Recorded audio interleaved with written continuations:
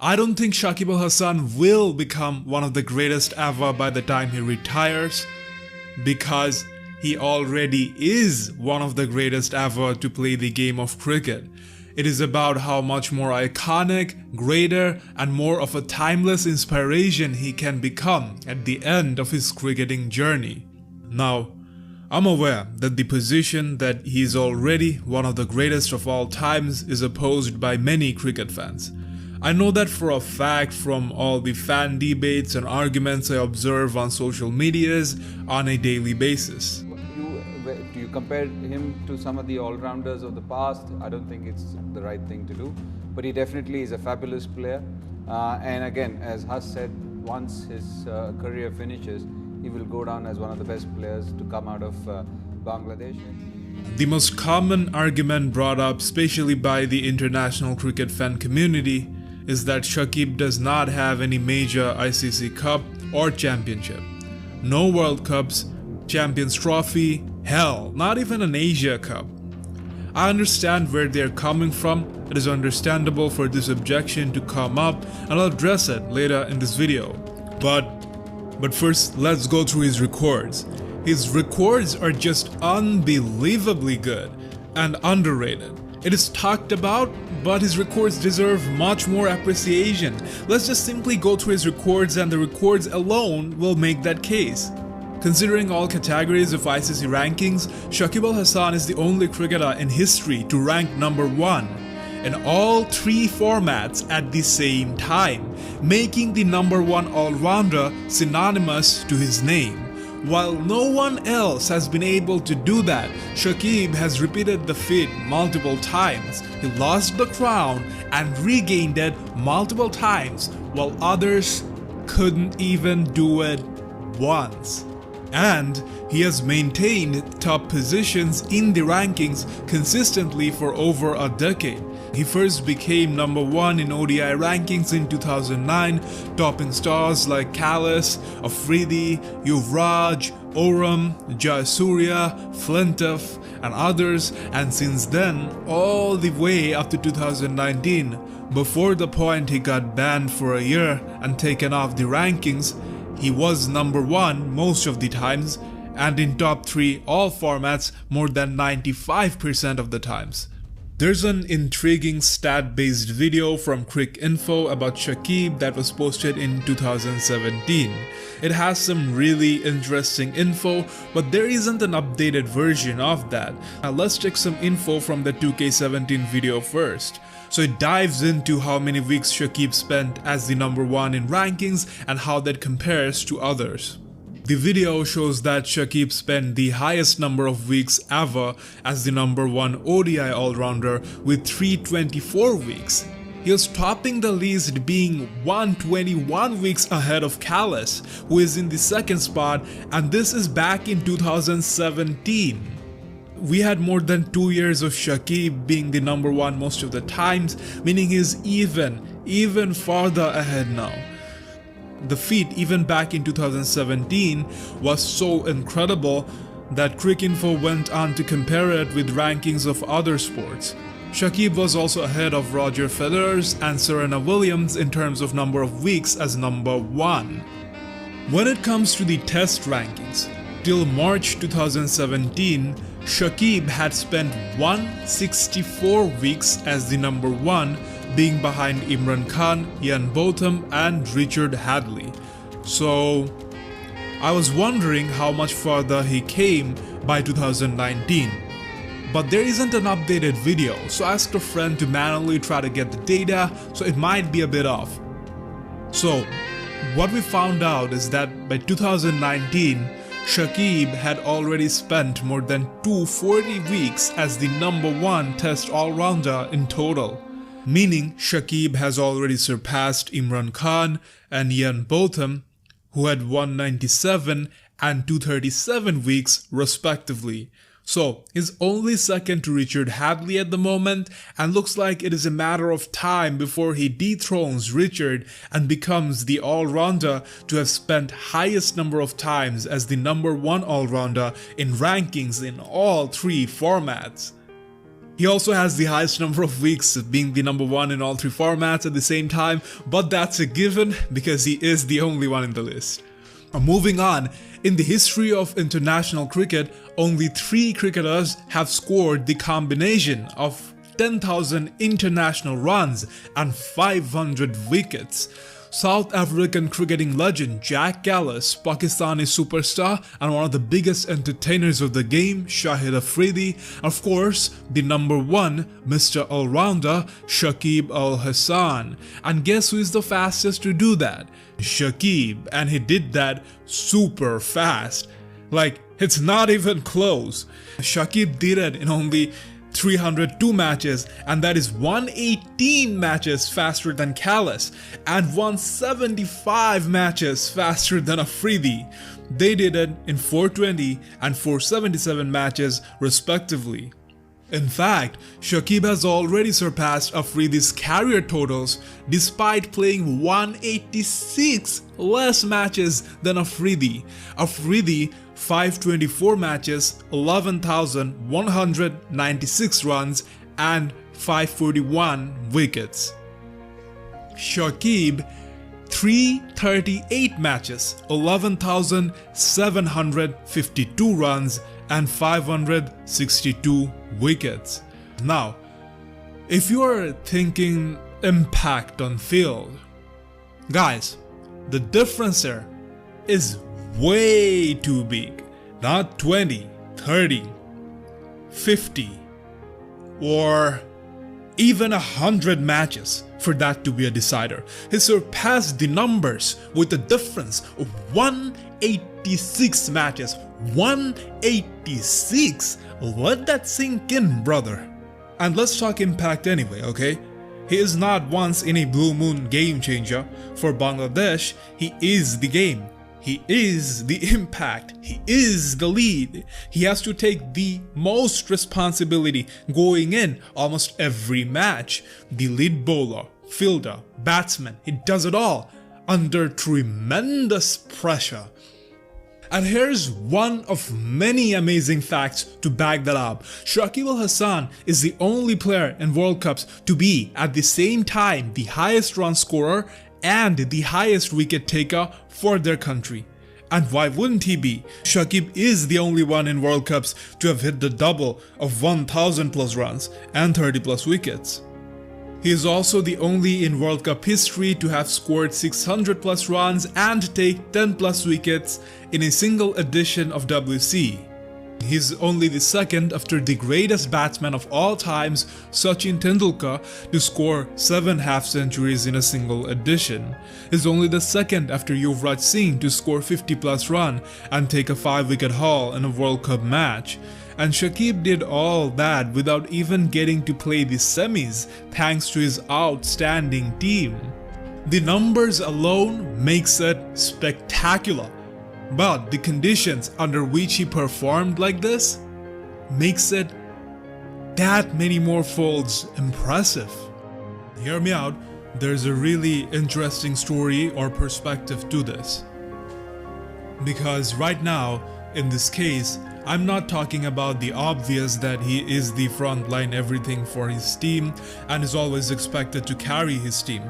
And not even talking about the injuries he had to counter leading to the World Cup. I'm talking about a gun being held against his head leading to and during the World Cup. The anti-corruption unit of ICC started investigating Shakib way before the WC started. And soon after the World Cup, Shakib was banned for a year for turning down match-fixing offers but not informing authorities about getting approached out of negligence. Shakib played the World Cup knowing that the verdict could come down any time. It was an uncertain situation and nothing gets more unnerving than uncertainty. Even some of the greatest athletes of all times talked about when things happen that is beyond their control, despite their champion mindset, it unsettles them a bit. Even more difficult is that I didn't know that. You didn't know that. Millions of fans expecting Shakib to deliver did not know that. his coaches, teammates, board. No one knew that, but Shakib knew that, and it made the burden that much heavier. They could have announced him banned any time. Might not have got to play the WC after working so hard. Of course, that was in back of his mind during the WC, but he absorbed all of that like an absolute beast and put out a world record performance in the WC. If you ever want to talk about performance under surreal pressure, talk about none other than the one who is the number one, Shakib Al Hasan. Now we talk about Shakib not winning major international cups, as I had promised to address in the beginning of this video. First of all, when we're comparing players, their records as individuals should not be discredited because he and his team as a whole failed to win cups.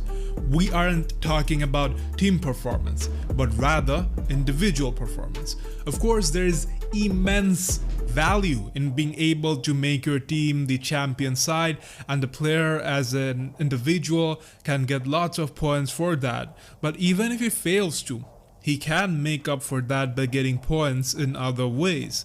For me, it's more important to consider whether the player is a champion material or not.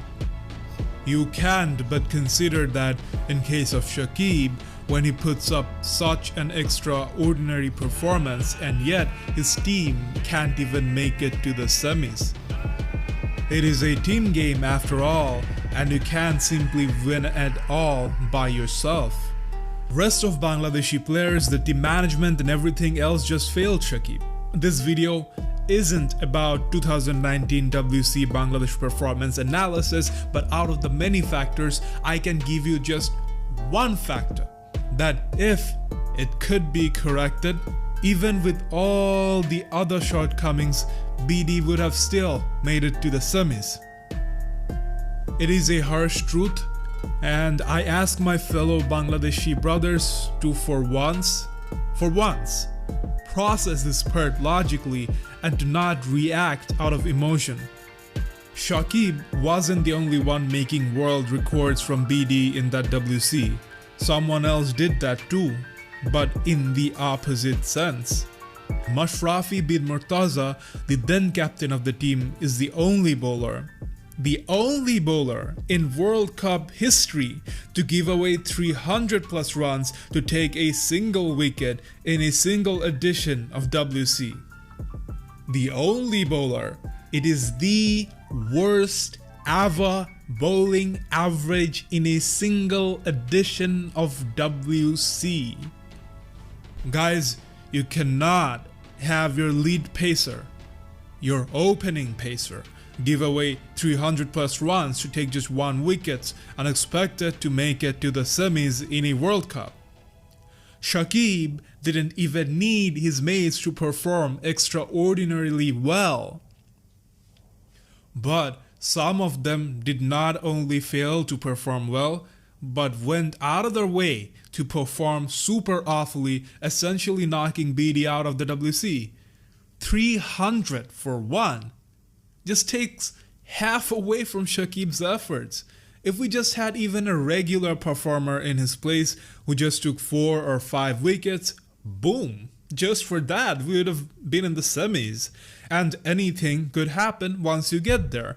But no, we had someone who was clearly unfit to play another WC, who was way past his prime. No disrespect intended to Mashrafi and his contributions to the team over the years, but there's always a right time to step down, no matter how great you are. So what can Shakib do when the team and the fans are so emotional and unprofessional that we have such selections and make such mistakes? It's almost like he has to fight against all the unprofessionalism of his own team while also taking care of the opponents. Now this is my actual argument as to why the problem is with his team, not him. and why he indeed is a champion material. Shakib has been playing franchisee leagues around the world, and if you take a look at it, he has been a part of champion teams for almost all leagues he played in. He won cups in IPL, CPL, T10, PSL, BPL, and some other leagues. He is one of the players with the highest number of cups and success in franchisee leagues. So when he is in proper teams, he's able to win the cups. He's undoubtedly a champion material player. That's why leagues around the world want him. Still, I'm an optimistic person. Shakib still has 1 or 2 more World Cups to go, and hopefully things will go his way. Some of the boys from the under-19 that just won the U19 World Cup will make their way to the national team, and them under Shakib's leadership could mean something big.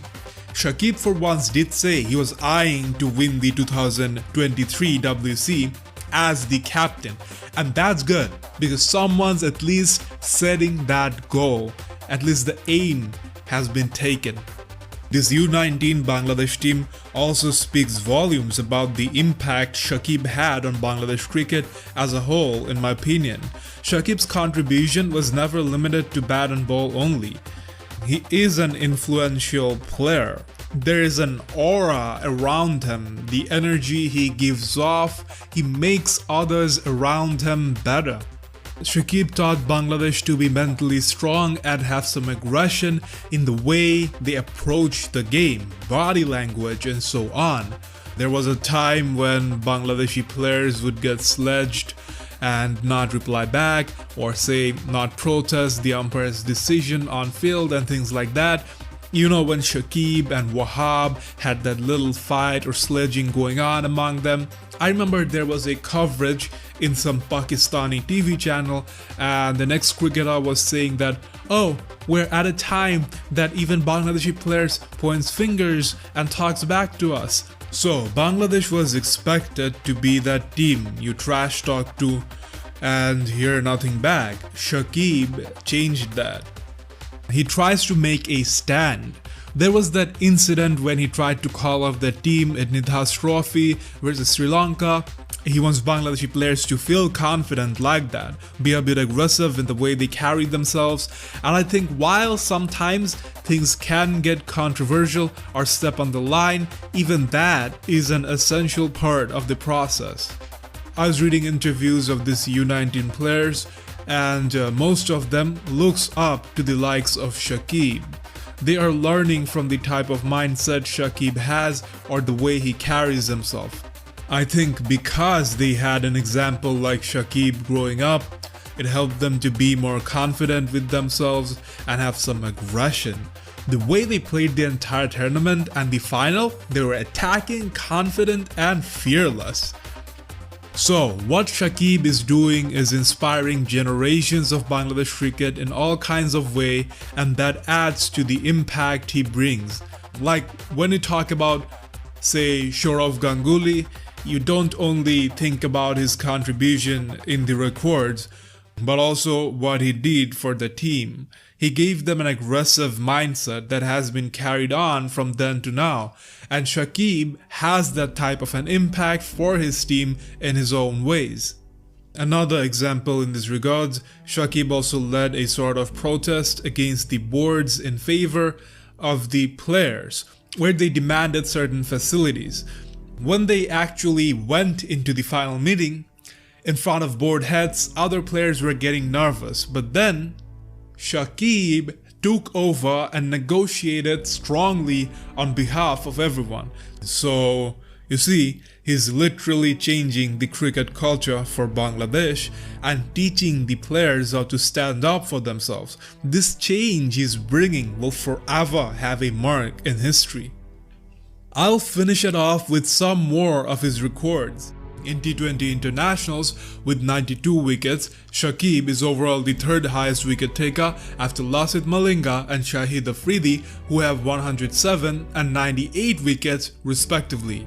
In all of T20s, he's only one of the 3 cricketers to have hit the double of 4,000 runs and 300 wickets after DJ Bravo and Afridi.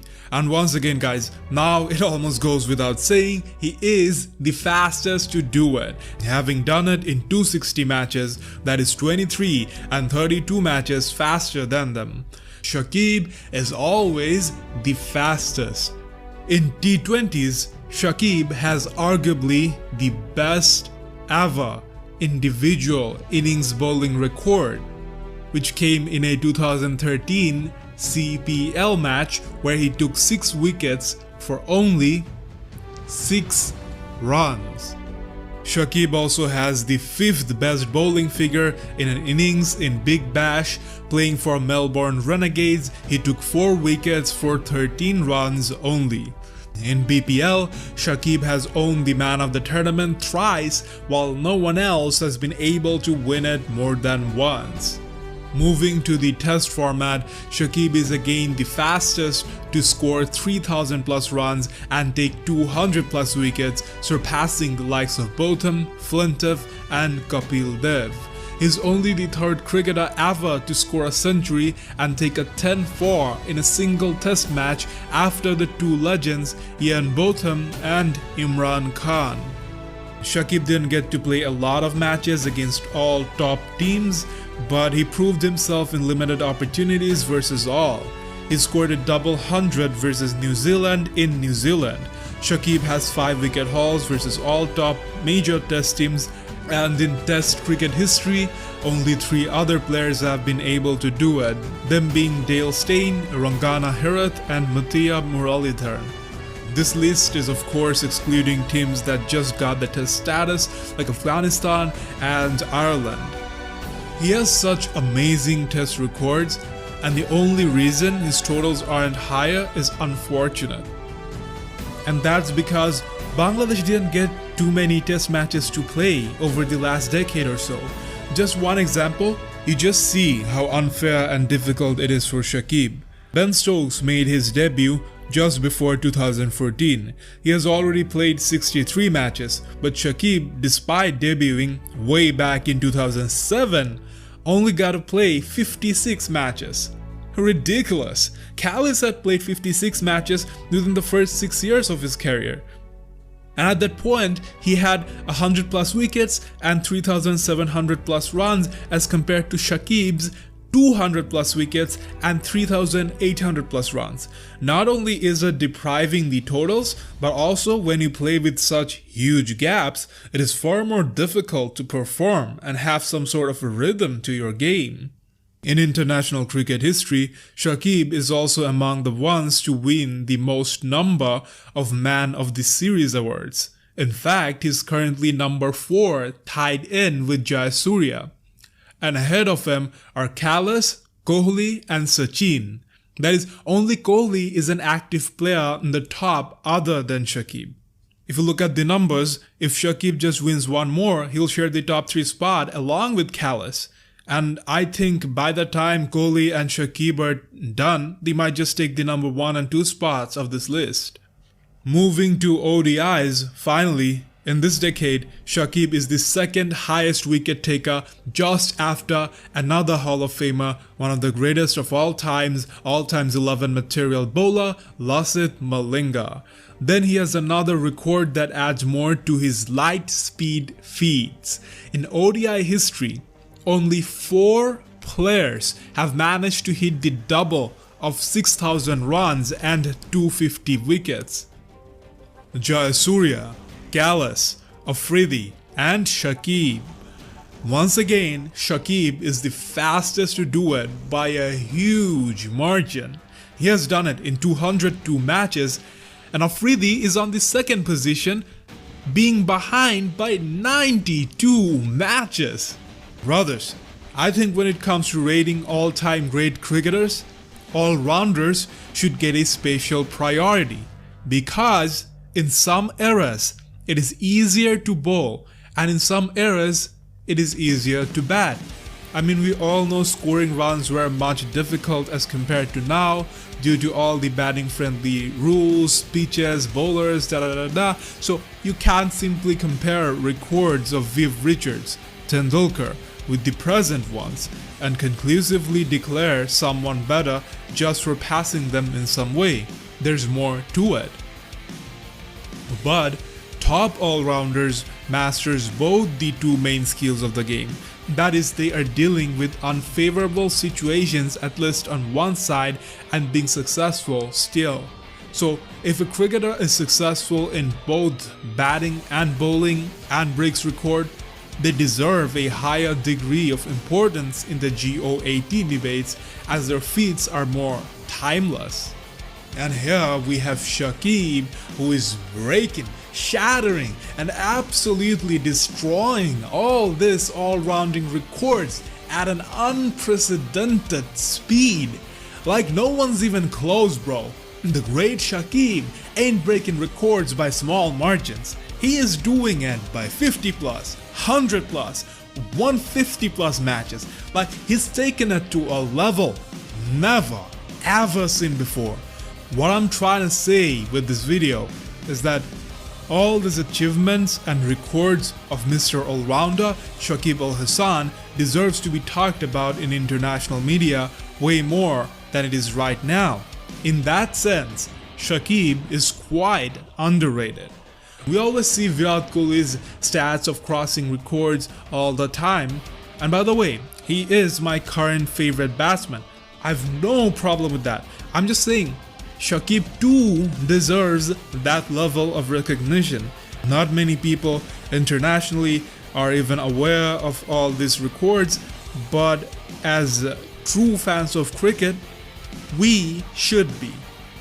We talked mostly about Shakib's records in this video, and still here we are, such a long video. That is how it be when we talk about legends. With all that, it goes without saying, Shakib Al Hasan is already one of the greatest cricketers ever. That is objective, that is a fact, and anyone who says otherwise is simply wrong and ignorant about it.